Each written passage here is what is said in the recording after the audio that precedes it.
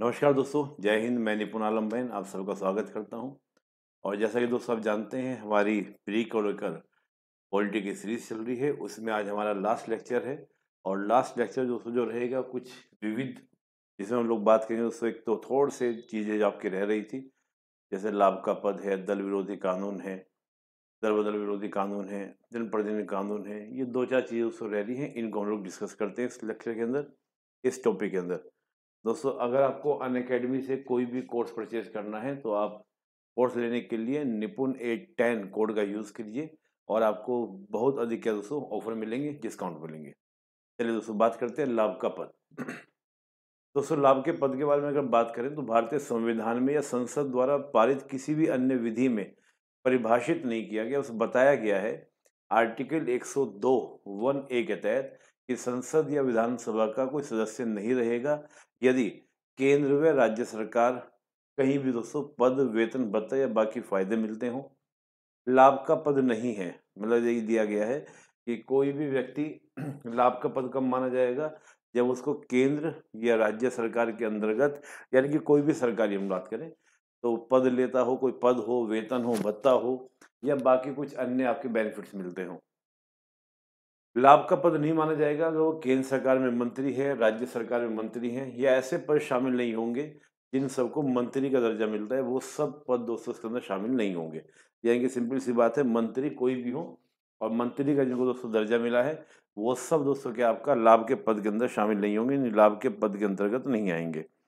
Article बेटा 103 के अंदर दिया गया है। हम आर्टिकल 103 की बात करें, निहरताएं यानी कि प्रश्न जो है विचार, मतलब जो कौन व्यक्ति क्या होगा लाभ के पद के कारण अयोग्य होगा, उसके लिए क्या है दोस्तों आपका ये प्रश्न राष्ट्रपति के विचार के लिए भेजा जाएगा।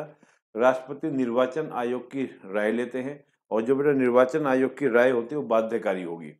लोक प्रतिनिधि अधिनियम 1951 के सेक्शन 9A और संविधान के आर्टिकल 191 1A के तहत दो जगहों से वेतन या भत्ते बेटा प्राप्त नहीं कर सकते। इसमें ये कहा गया है इस वाले सेक्शन में, यानी कि आपका पीपल्स रिप्रेजेंटेटिव एक्ट जो है 1951 और साथ में आपका आर्टिकल 191 1A के तहत कहा गया कि कोई भी व्यक्ति, कोई भी बेटा जो पदाधिकारी हो, दो जगह से वेतन भत्ते नहीं ले सकता। लाभ का पद बेटा किस पद को नहीं कहा जा सकता है, कहा भी किस किस को आपको लाभ के पद में नहीं कहा जाएगा, तो सॉरी कहा जा सकता है बेटा, सॉरी कहा जा सकता है।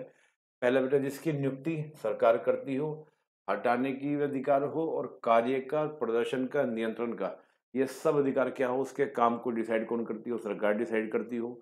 उसका प्रदर्शन कैसा है, कार्य प्रदर्शन कैसा है, उसको डिसाइड करती हो। नियंत्रण सरकार का हो। तो जितनी भी ऐसी नियुक्ति होती हैं वो सब लाभ के पद के अंदर आएंगे दोस्तों। दूसरा दोस्तों, पद के साथ वेतन व भत्ते मिलते हो। जब किसी भी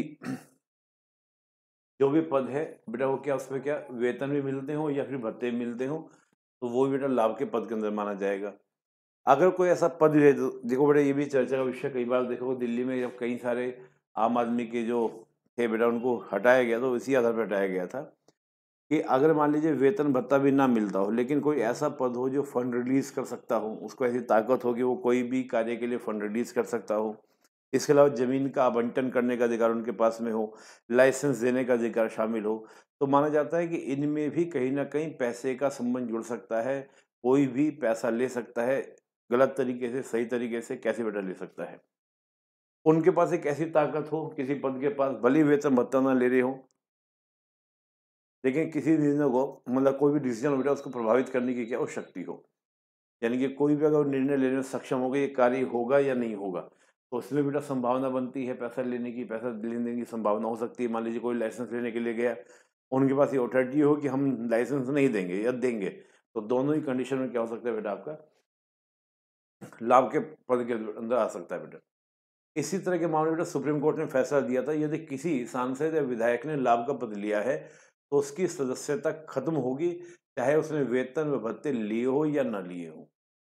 तो सुप्रीम कोर्ट ने बेटा उसमें डिसीजन दे रखा है कि सुप्रीम कोर्ट का कहना ये है कि वो लाभ का पद जो उसने ले रखा है, भले ही उसने वेतन ना लिया हो, भत्ते ना लिए हो, उसका पद ऑटोमेटिकली क्या हो जाएगा, यानी कि उसकी सदस्यता जो है संसद, सांसद हो या विधायक हो, वो ऑटोमेटिकली दोस्तों समाप्त हो जाएगी।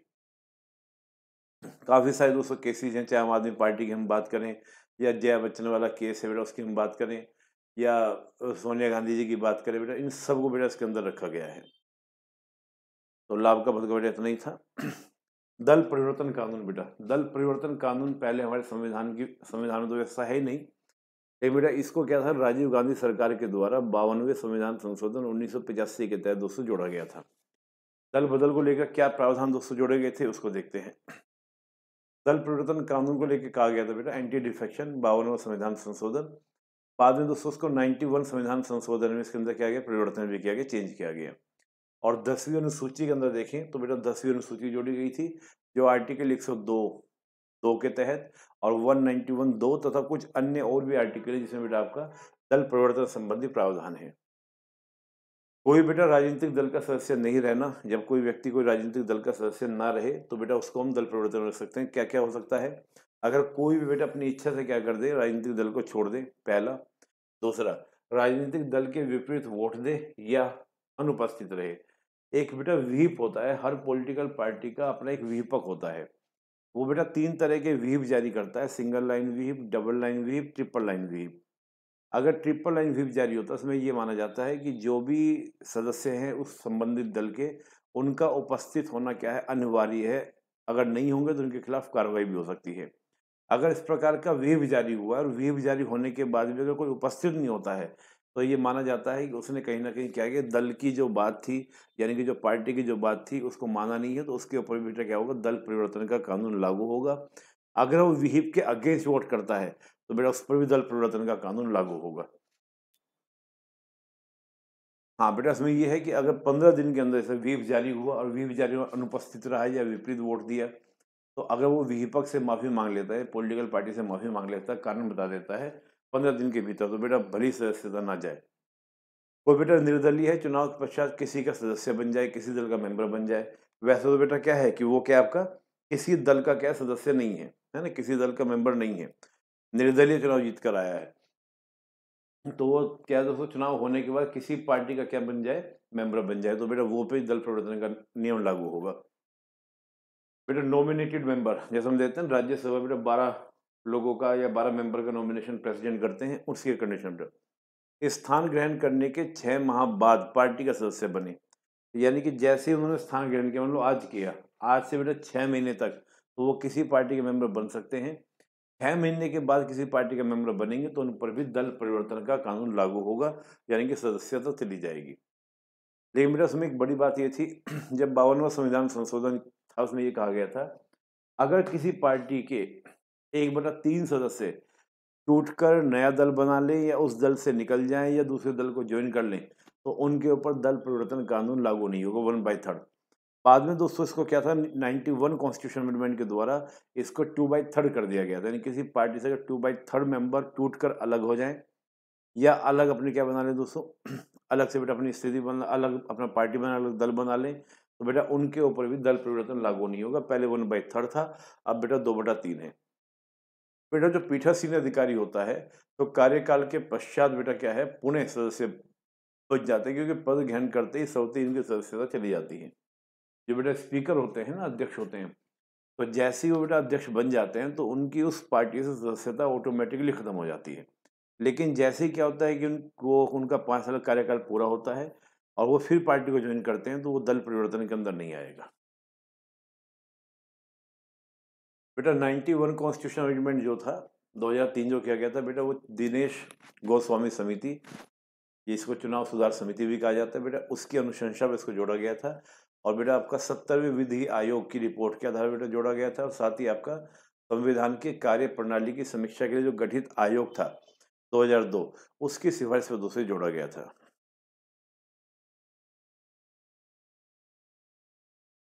दूसरा दोस्तों इंटरेस्टिंग बात यह है कि सुप्रीम कोर्ट के द्वारा बेटा एक कियोतो होलन केस के अंदर 93 में कहा गया था कि स्पीकर अगर दल परिवर्तन के संदर्भ में कोई निर्णय देता है, तो वो निर्णय पूर्ण रूप से अंतिम नहीं माना जाएगा, उसको चुनौती दी जा सकती है, उसको चैलेंज किया जा सकता है। बेटा इसी 91 संविधान संशोधन के अंतर्गत मंत्री परिषद की संख्या कितनी हो सकती है वो भी निश्चित की गई थी बेटा। ये किया गया था कि जो सेंटर की अगर हम बात करें, तो सेंटर की जो मंत्री परिषद की अधिकतम सदस्य संख्या है, वो लोकसभा की सदस्य संख्या का मैक्सिमम बेटा आपका 15% हो सकती है, मैक्सिमम 15%, मिनिमम का प्रावधान नहीं है। इस स्टेट की जब हम बात करते हैं, जितने भी बेटा स्टेट होते हैं, वहाँ पर बेटा आपका मिनिस्टर ऑफ काउंसिल यानी जो आपकी मंत्रिपरिषद है, उस मंत्रिपरिषद की संख्या मैक्सिमम तो बेटा 15%, लेकिन मिनिमम कितनी हो सकती है बेटा? 12 हो सकती है। मिनिमम 12 और मैक्सिमम कितना आपका 15% हो सकती है। ये भी बेटा इसके अंदर कहा गया था कि अगर किसी के ऊपर दल परिवर्तन लागू हो जाता है तो बेटा वो मंत्री भी नहीं बनेगा। 1/3 वाला प्रावधान बेटा समाप्त कर दिया गया था। दल परिवर्तन होने वाला सदस्य अन्य स्थानों पर बेटा अयोग्य हो जाएगा। दल परिवर्तन जिस पर लागू हो जाएगा बेटा, उसकी सदस्यता तो जाएगी जाएगी, वो कहीं और भी बेटा क्या है, स्थान नहीं ग्रहण कर सकता और कोई राजनीतिक पद नहीं ले सकता। ना तो केंद्र न राज्य कार्यालय, जहाँ बेटा वेतन, लोक राजस्व, किसी भी तरीके से बेटा कोई भी केंद्र का कोई भी कार्यालय हो, राज्य का कोई भी कार्यालय हो जहाँ से उसको वेतन मिल सकता हो, नहीं। कोई बेटा ऐसा निकाय भी जो कार्यालय पूर्ण रूप से न हो, चाहे अंशतः हो चाहे अधिक मतलब पूर्ण रूप से हो। मोटी सी बात यह है कि किसी भी तरह के सरकारी किसी भी संगठन का सदस्य नहीं हो सकता, कोई पद धारण नहीं कर सकता। बेटा जनप्रतिनिधि अधिनियम, बेटा ये 2 अधिनियम है। एक तो 1951 वाला अधिनियम है और एक आपका बेटा 1950 वाला अधिनियम है। अगर हम 1951 वाला प्रावधान देखें तो वो कहता है बेटा चुनाव के लिए तो चुनाव आयोग है, लेकिन चुनाव आयोग भी किन को ध्यान में रखकर चुनाव कराएगा, कैसे इलेक्शन कराएगा। तो उसके लिए बेटा क्या था आपका? Representation of the people's act यानी कि PRE। तो आपका बेटा ये 1951 है और उसमें 1952 बेटा बने हुए हैं।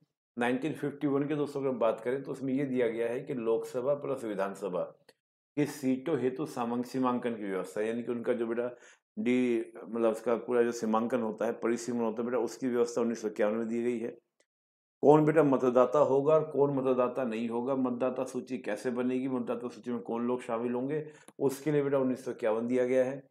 मुख्य बातें क्या है बेटा? पूरे चुनाव के बारे में, चुनाव की प्रक्रिया क्या होगी, अधिसूचना कब जारी होगी, अयोग्यता कब होगी, राजनीतिक दल कौन होगा, उसको क्या मान्यता मिलेगी, चुनाव हेतु बेटा जो प्रशासनिक मशीनरी है उसके बारे में बेटा पूरी व्यवस्था दी गई कि चुनाव हेतु बेटा क्या व्यवस्था अपनाई जाएगी। चुनाव बेटा कोई विवाद होता है तो उस विवाद का समाधान कैसे होगा, भ्रष्ट आचरण कोई करेगा तो बेटा उसको देखा जाएगा, उसको कैसे किया जाएगा, उसके बारे में बेटा दिया गया है। साथ ही बेटा आपका भाग 11, इसके अंदर टोटल देखें तो पूरे भाग 11 बेटा इसके अंदर दिए गए, 11 भाग के माध्यम से बेटा दिया गया है। जो बेटा 1950 वाला था उसके अंदर बेटा चुनाव संबंधित बातें नहीं, बल्कि उसके अंदर क्या दिया गया बेटा कि विधानसभा, लोकसभा, विधानसभा, विधान परिषद, बेटा इनका सीटों का आवंटन कैसे होगा, सीटें कैसे बटेंगी, लोकसभा में कितनी सीटें होंगी, विधानसभा में कितनी सीटें होंगी, विधान परिषद में कितनी सीटें होंगी, उनका आवंटन कैसे होगा, उसका चर्चा है बेटा। जो बेटा आर्टिकल 81 है बेटा उसको संसद के बारे में, और आर्टिकल 171 विधानसभा के बारे में आधिकतम सीटों का प्रावधान, कि कितनी सीटें मैक्सिमम हो सकती हैं लोकसभा के अंदर, विधानसभा के अंदर बेटा, उसके बारे में दिया गया है। राष्ट्रपति बेटा चुनाव आयोग से परामर्श करेंगे, यानी कि जो प्रेसिडेंट है बेटा चुनाव आयोग से परामर्श करने का जो तरीका बेटा वो यहाँ पे दिया गया है। और 1950 का बेटा जो आपका एक्ट है, टोटल बेटा इसके अंदर क्या 8 भाग हैं। वो तो बेटा एक कॉन्स्टिट्यूशन की तरह से, किताब की तरह से, जैसे हमारे संविधान में 22 भाग है ऐसे इसमें 8 भाग हैं। 1951 वाले में बेटा 11 भाग हैं। अब देखिए बेटा पूरा का पूरा एक तो कॉन्स्टिट्यूशन की तरह से सारे बेटा याद नहीं करने होते और ना ही इतना ज़्यादा इंपॉर्टेंट होता। मेंस में क्वेश्चन बन गया तो कभी बन गया, या कोई खास सेक्शन बेटा चर्चा में आता है, वही आपको देखना पड़ता है। तो अभी इस साल तो मुझे नहीं लगता कोई ऐसी चर्चा में आया हुआ है, तो ज़्यादा इसके लिए तनाव लेने की जरूरत आपको नहीं है बेटा। इसके बाद एक टॉपिक और हम लोग देख लेते हैं,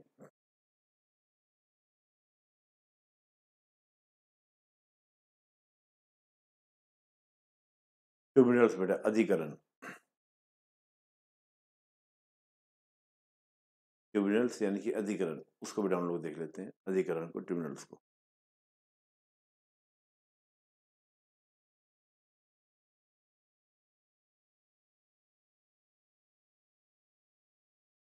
पहले बेटा बात करें प्रशासनिक अधिकरण यानी कि एडमिनिस्ट्रेटिव ट्रिब्यूनल्स को बेटा हम देखते हैं। बेटा क्या था, मूल संविधान में हम देखें तो मतलब जो आपका मूल संविधान था बेटा उसके अंदर ट्रिब्यूनल्स के बारे में कोई प्रावधान, कोई प्रोविजन नहीं था।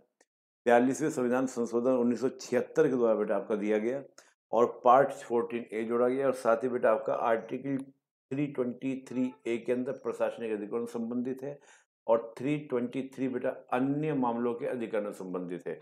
तो सिंपल बेटा जो 323A है वो प्रशासनिक अधिकरणों से संबंधित है और 323B अन्य अधिकरणों से बेटा संबंधित है।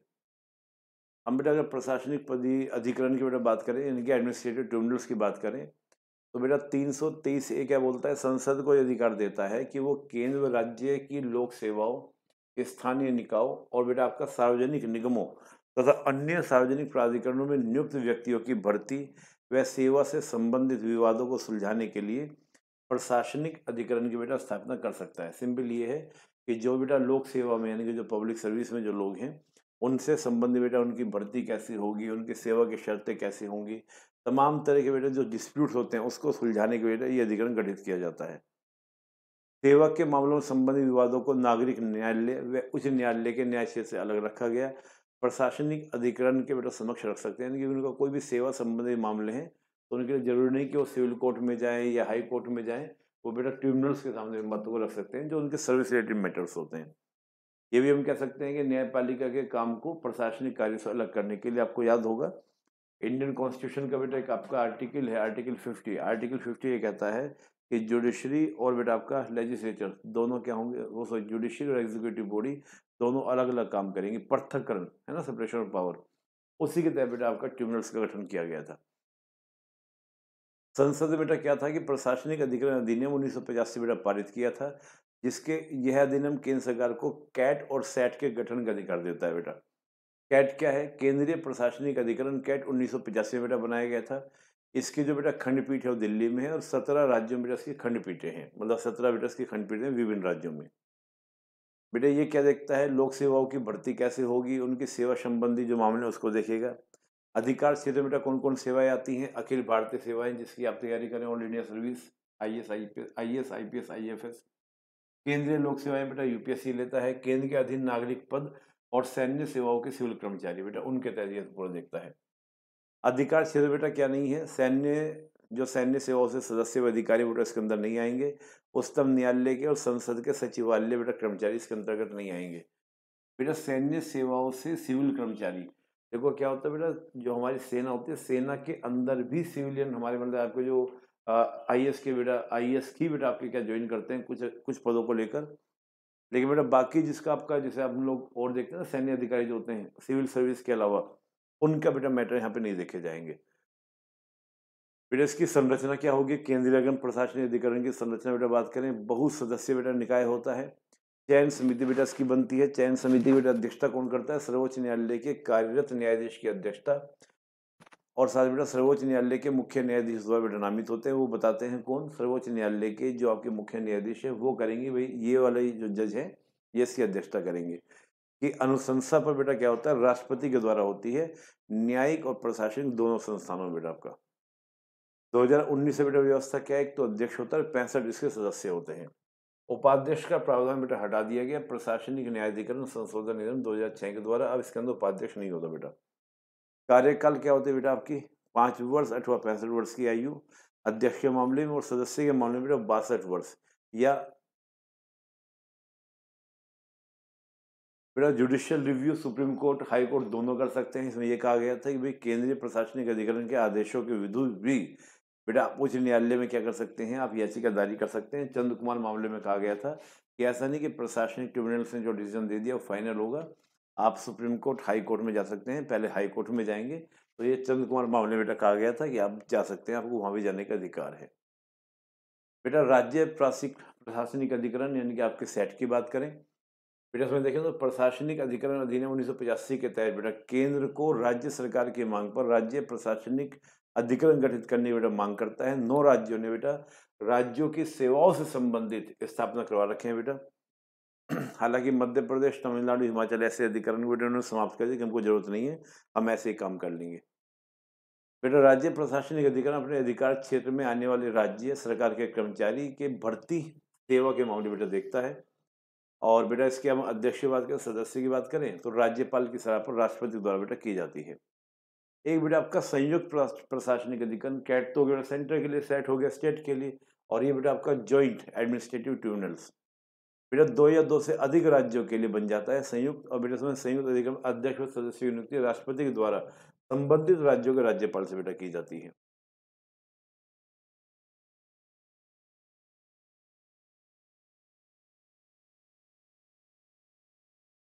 तो बेटा अभी तक जो हम बात कर रहे थे वो बात कर रहे थे आर्टिकल 323A के बारे में।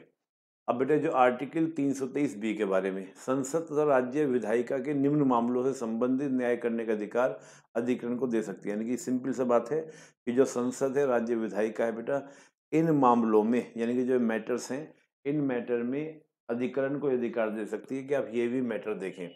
जैसे कोई टैक्स रिलेटेड मैटर है, विदेशी मुद्रा आयात निर्यात संबंधित मैटर है, इसके अलावा बेटा आपका औद्योगिक श्रम मैटर है, भूमि सुधार संबंधी मैटर है, बेटा संपत्ति की अधिकतम सीमा कितनी हो सकती है ना। संसद व राज्य विधायिका के लिए बेटा निर्वाचन की बात करें, खाद्य सामग्री की बेटा बात करें, किराया किराएदारी के अधिकार उसके समय बेटा दे सकती हैं। सिंपल से बेटा अगर 323A और 323B में अगर हम अंतर की बात करें तो बेटा 323 से लोक सेवा के संदर्भ में है और ये बेटा अन्य मामलों के संदर्भ में। अन्य मामले भी मैंने आपको दिखाए, कर वगैरह, भूमि सुधार वगैरह, संपत्ति वगैरह।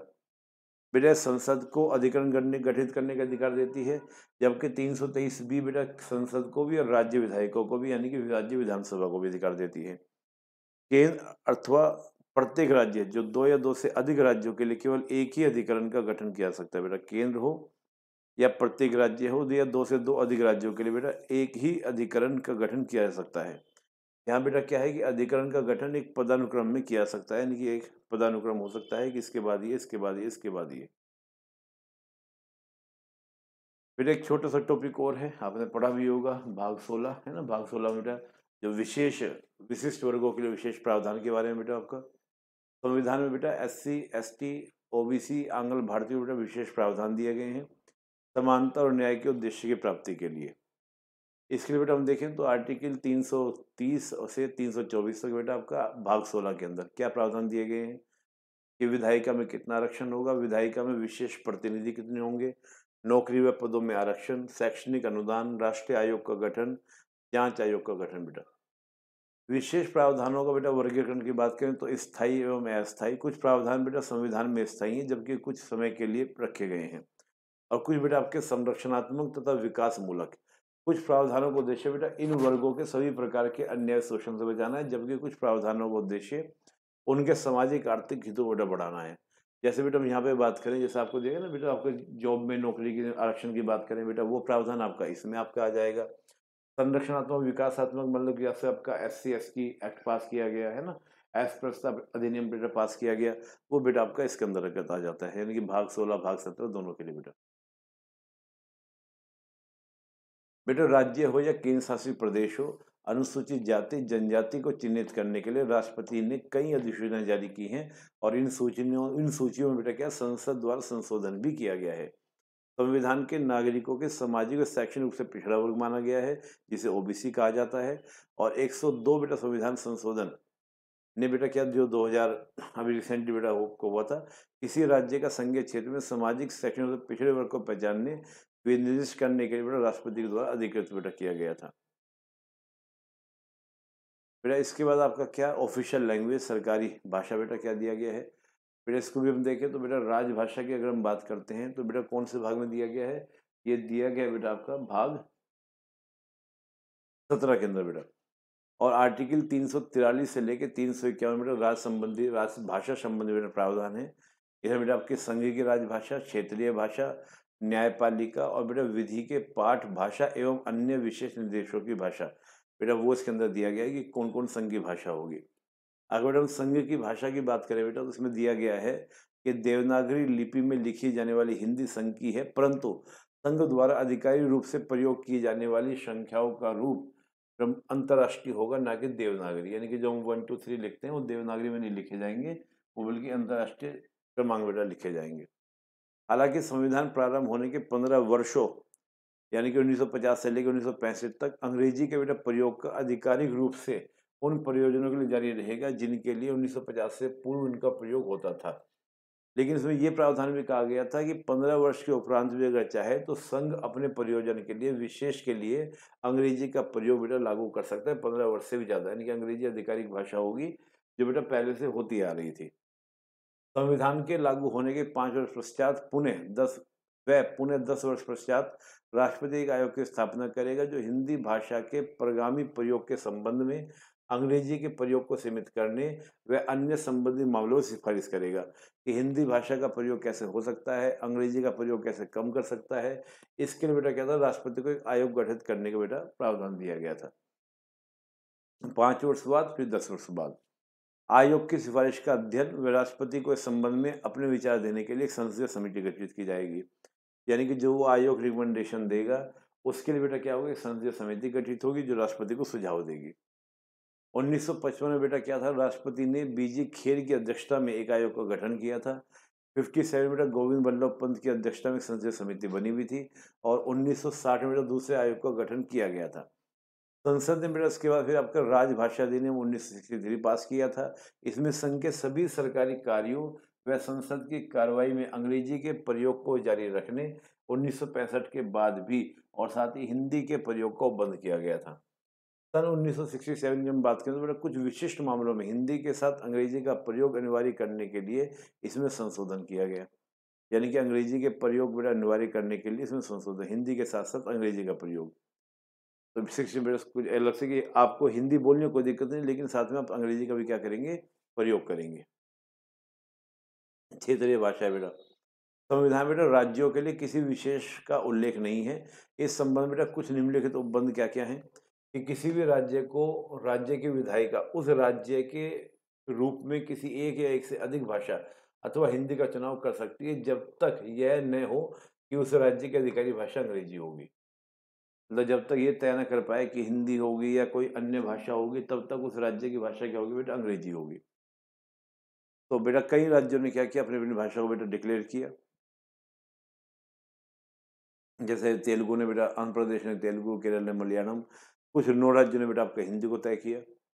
बेटा गुजरात ने गुजराती के अतिरिक्त हिंदी को भी अपनाया। उसने कहा हम गुजराती को भी अपनाएंगे, हिंदी को भी अपनाएंगे। तो बेटा इसी तरह से आप देखेंगे 2-3 भाषा को भी लोगों ने अपनाया है, अलग अलग राज्यों में बेटा अपनाया है। कुछ समय के लिए केंद्र व राज्य के मध्य तथा विभिन्न राज्यों के मध्य संपर्क भाषा के रूप में कौन सी भाषा बेटा प्रयोग होगी, तो संघ की राजभाषा अंग्रेजी का प्रयोग होगा, परंतु या दो से अधिक राज्य परस्पर संवाद के लिए हिंदी के प्रयोग अंग्रेजी के स्थान पर के लिए स्वतंत्र होगी। जैसे राजस्थान, उत्तर प्रदेश, मध्य प्रदेश, बिहार ने बेटा ऐसे समझौते किए हैं कि हम आपस में जो कम्युनिकेशन करेंगे वो हिंदी में करेंगे, अंग्रेजी में नहीं करेंगे। जब राष्ट्रपति यदि मांग की जाए इस बात से संतुष्ट हो कि राज्य की जनसंख्या का अधिकतर भाग उनके द्वारा बोले जाने वाली भाषा को राज्य द्वारा मान्यता चाहता है, तो बेटा ऐसी भाषा को राज्य की औपचारिक भाषा के रूप में मान्यता देने का निर्देश दे सकता है। लेकिन राज्य को बेटा, राष्ट्रपति को इस बात का पूरा आभास होना चाहिए। बेटा न्यायपालिका की जो भाषा है एवं विधि पाठ बेटा, यानी कि न्यायपालिका की भाषा के बारे में बात की जा रही है बेटा। संविधान में बेटा न्यायपालिका विधायिका की भाषा के संबंध में निम्न उपबंध है। पहला, जब तक संसद अथवा अन्यथा वह व्यवस्था न दे, निम्नलिखित कार्य केवल अंग्रेजी भाषा में होंगे बेटा। जैसे सुप्रीम कोर्ट और हाई कोर्ट की बेटा कार्रवाई अंग्रेजी भाषा में होगी। केंद्र व राज्य स्तर पर सभी विधेयक, अधिनियम, अध्यादेश, आदेश, नियम, उपनियम के आधिकारिक पाठ बेटा सब अंग्रेजी भाषा में होंगे। किसी राज्य का राज्यपाल राष्ट्रपति की पूर्व अनुमति से हिंदी अथवा किसी राज्य की किसी अन्य राजभाषा को बेटा उच्च न्यायालय की कार्रवाई में भाषा का दर्जा दे सकता है, परंतु न्यायालय द्वारा बेटा दिए गए निर्णय, आज्ञाओं व इसके द्वारा पारित आदेशों बेटा ये लागू नहीं होगा। यानी कि राज्य का राज्यपाल राष्ट्रपति की पूर्व अनुमति से उस राज्य के बेटा राज्य मतलब अन्य राजभाषा को बेटा क्या कर सकता है, उच्च न्यायालय की कार्रवाई में भाषा का दर्जा दे सकता है। लेकिन जब बेटा उच्च न्यायालय क्या करेगा, निर्णय देगा, कोई आज्ञा देगा, उसके पारित आदेशों पर लागू नहीं होगा। अन्य शब्दों में हम कहें तो न्यायालय द्वारा दिए गए निर्णय अथवा आज्ञा तथा आदेश केवल अंग्रेजी में ही होंगे जब तक संसद या अन्यथा कोई इसके लिए व्यवस्था बेटा बना ना दे। राज्य विधानसभा की विधेयकों, अधिनियम, अध्यादेशों, आदेशों, नियमों, व्यवस्थाओं व उपनियमों के संबंध में किसी भी भाषा का प्रयोग अंग्रेजी के अतिरिक्त को निर्धारित कर सकता है, परंतु सबका अंग्रेजी अनुवाद भी प्रकाशित करना होगा। यानी कि वो डिसीजन जो है बेटा किसी भाषा में कर सकते हैं। राज्य विधानसभा के जो आदेश, विधेयक सब कुछ है किसी भाषा में बेटा आपका हो सकते हैं, लेकिन साथ में अंग्रेजी के साथ बेटा उनका अंग्रेजी अनुवाद भी प्रकाशित होगा ही होगा। प्राधिकृत अनुवाद बेटा, केंद्रीय विधि अधिनियम 1973 के अनुसार किसी भी बेटा केंद्रीय अधिनियम, अध्यादेश, आदेश, नियम, विनियम तथा नियमावली जो कि राष्ट्रपति के अधिकार के तहत राजपत्र में प्रकाशित है का अनुवाद यदि संविधान की 8वीं अनुसूची में निर्दिष्ट है तो किसी क्षेत्रीय भाषा में हुआ हो तो संबंधित भाषा का प्राधिकृत पाठ बेटा माना जाएगा। बेटा भाषाई अल्पसंख्यकों के संदर्भ में प्रत्येक व्यक्ति को अपनी शिकायत निवारण करने हेतु संघ अथवा राज्य किसी भी अधिकारी द्वारा प्राधिकारी को राज्य, संघ या राज्य में ऐसी जैसी भी स्थिति हो प्रयोग की जाने वाली किसी भाषा में आवेदन करने का बड़ा अधिकार है। इसका अर्थ है कि किसी भी अभियावेदन को इस आधार पर अस्वीकार नहीं किया सकता है कि वह राजभाषा में नहीं, मतलब किसी भाषा में कोई भी व्यक्ति भेज सकता है। प्रत्येक राज्य अथवा स्थानीय प्राधिकरण को राज्य में भाषा अल्पसंख्यक समूह के बच्चों को प्राथमिक स्तर पर उनकी मातृभाषा में शिक्षा देने की उपयुक्त सुविधाएं उपलब्ध करानी चाहिए। राष्ट्रपति को इस संदर्भ में आवश्यक निर्देश दे सकता है। भाषाई अल्पसंख्यकों के लिए संविधान में प्रावधानों के संबंधित मामलों की जांच के लिए उनकी रिपोर्ट के लिए राष्ट्रपति को एक विशेष अधिकारी की नियुक्ति करनी चाहिए। राष्ट्रपति को यह रिपोर्ट संसद के समक्ष प्रस्तुत करनी चाहिए और संबंधित राज्यों में भेजनी चाहिए। भाषाई अल्पसंख्यकों के मामले में हिंदी भाषा के विकास के लिए हिंदी का विस्तार और विकास केंद्र के लिए कुछ कर्तव्य निर्धारित करता है ताकि भारत की विविध संस्कृति के बीच एक लोक भाषा बन सके। तो लोग बेटा हिंदी का बढ़ावा देना। केंद्र बेटा 8वीं अनुसूची में वर्णित हिंदुस्तानी व अन्य भाषाओं के रूप, शैली, भावों आत्मसात करके उसकी शब्दावली को मुख्यतः संस्कृत व अन्य भाषाओं से शब्द लेकर हिंदी को समृद्ध करने का बेटा निर्देश दे सकता है कि हिंदी को कैसे बेटर बनाया जाए, उसके बेटा कर सकता है। संस्कृत के अलावा अन्य भाषाओं को लेकर भी बेटा 2019 तक हम देखें तो 22 भाषाएं बेटा आपके क्या हैं 8वीं अनुसूची में बेटा शामिल है। ये सब भाषाएं आपकी हैं बेटा जो हमारे बेटा इसके अंदर शामिल है। बेटा क्या था कि 8वीं अनुसूची में बेटा बहुत सारी क्षेत्रीय भाषाओं को बेटा सम्मिलित करने के पीछे रीजन क्या है। तो बेटा एक तो क्या है कि भाषाओं के सदस्यों को राजभाषा आयोग में प्रतिनिधि दिया जाए, मतलब सिंपल जितने भाषा के लोग हैं उनको बेटा राजभाषा आयोग में प्रतिनिधि दिया जाए, पहली बात। और इन भाषाओं के रूप, शैली और भावों का प्रयोग हिंदी को समृद्ध बनाने के लिए बेटा किया जाए कि हिंदी क्या हो बेटर हो, उसके लिए बेटा दिया गया है। बेटा राजभाषा पर संसदीय समिति बनी है, 63 में बेटा बनी थी।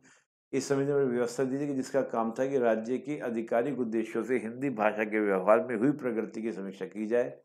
इस एक्ट के तहत उक्त समिति का गठन बेटा 26 जनवरी 1965 को पारित होने के 10 वर्ष बाद होना था। इस समय बेटा 1976 में समिति बेटा गठित की गई थी। बेटा निम्नलिखित प्रावधान किए गए। तो बेटा एक तो एक्ट के लागू होने की तिथि से लेकर 10 वर्ष गुजर जाने के बाद एक राजभाषा समिति का बेटा गठन होगा, ये बेटा प्रावधान था, लेकिन कोई खास इंपोर्टेंट नहीं बेटा, समिति का कोई इतना महत्वपूर्ण आप छोड़ भी सकते हैं।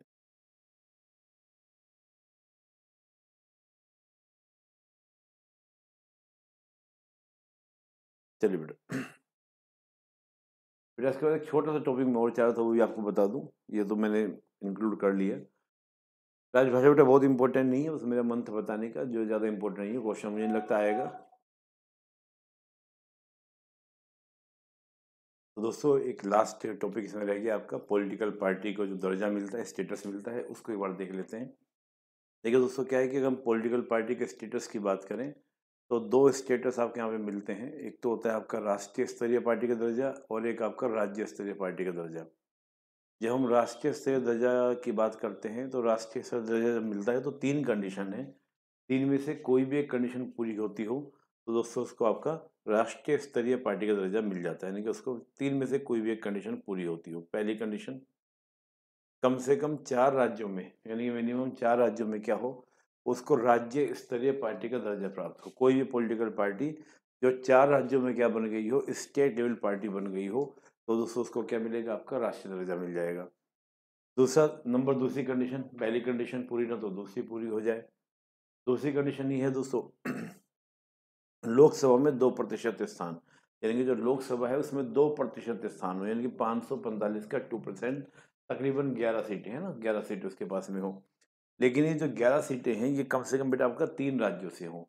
ये हो सकता है एक राज्य से 9, दूसरे राज्य से 1, तीसरे राज्य से 1, इससे कंडीशन हो सकती है, यानी कि कम से कम आपका क्या है, 3 राज्यों से हो।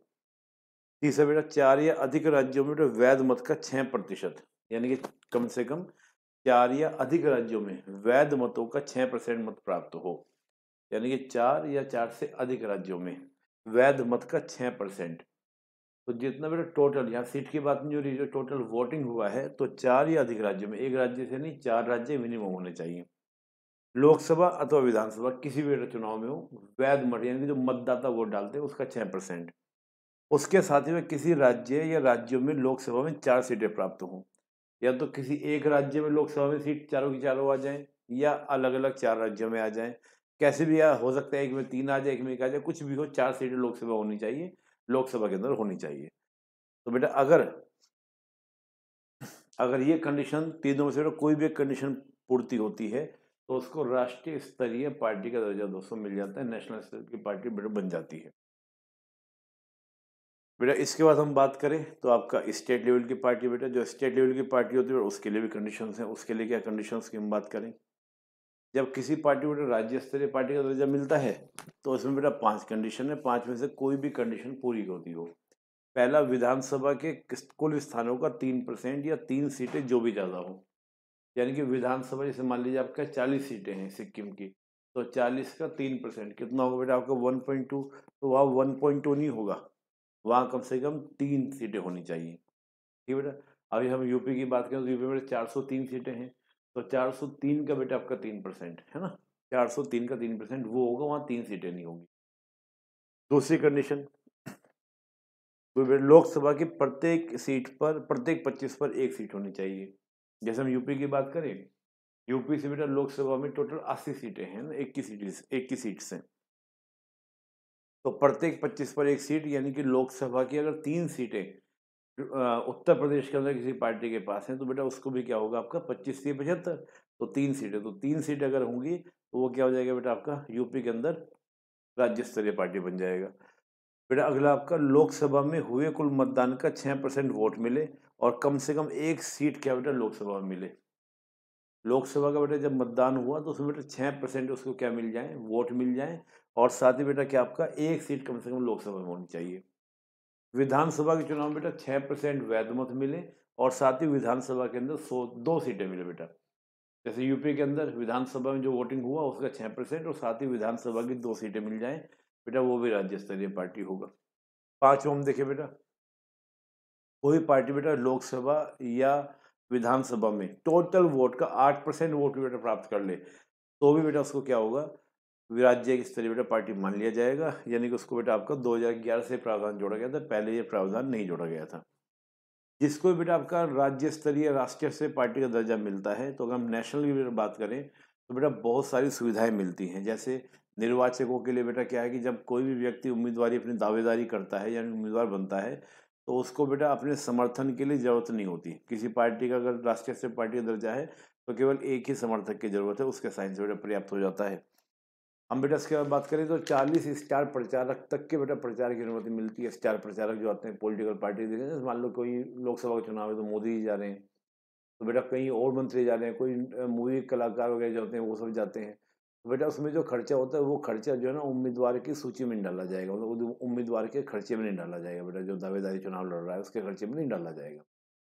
दूरदर्शन आकाशवाणी जो होता है बेटा, उस पर उनको क्या मिलता है, प्रचार प्रसार करने का अवसर मिलता है। यानी कि वो अपना क्या कर सकते हैं बेटा, जो दूरदर्शन है आकाशवाणी है, पिछले चुनाव के आधार पर उनको मौका मिलता है कि वो चाहें तो अपना प्रचार प्रसार कर सकते हैं।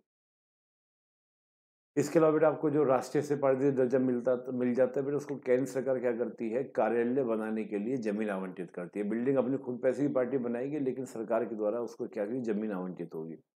चुनाव चिन्ह दोस्तों विशेष होता है, उनसे मिलता जुलता बेटा चुनाव चिन्ह नहीं होगा। जो राष्ट्रीय स्तरीय पार्टी दर्जा है तो बेटा उसका चुनाव चिन्ह कोई कॉपी नहीं करेगा, सेम बेटा वो कोई वो रहेगा। तो बहुत सारे बेटा फायदे मिलते हैं राष्ट्रीय स्तरीय और राज्य स्तरीय पार्टी के बनने के। तो बेटा ये था पॉलिटी के 10 लेक्चर्स जो हमने पूरे किए। मुझे पूरी उम्मीद है कि आपके प्री के एग्जाम में ये सारे लेक्चर आपके लिए बेटा क्या होंगे, यूजफुल होंगे और आप इसको काफ़ी लाभ उठाएंगे। और इसी के साथ आपकी सफलता की शुभकामनाओं के साथ साथ बहुत बहुत धन्यवाद। और कोई भी बेटा अनअकैडमी से आपको कोर्स परचेज करना है तो निपुण 810 कोड का यूज़ करें और उसका बेनिफिट लें, ऑफर का बेनिफिट लें। बहुत बहुत धन्यवाद। जय हिंद।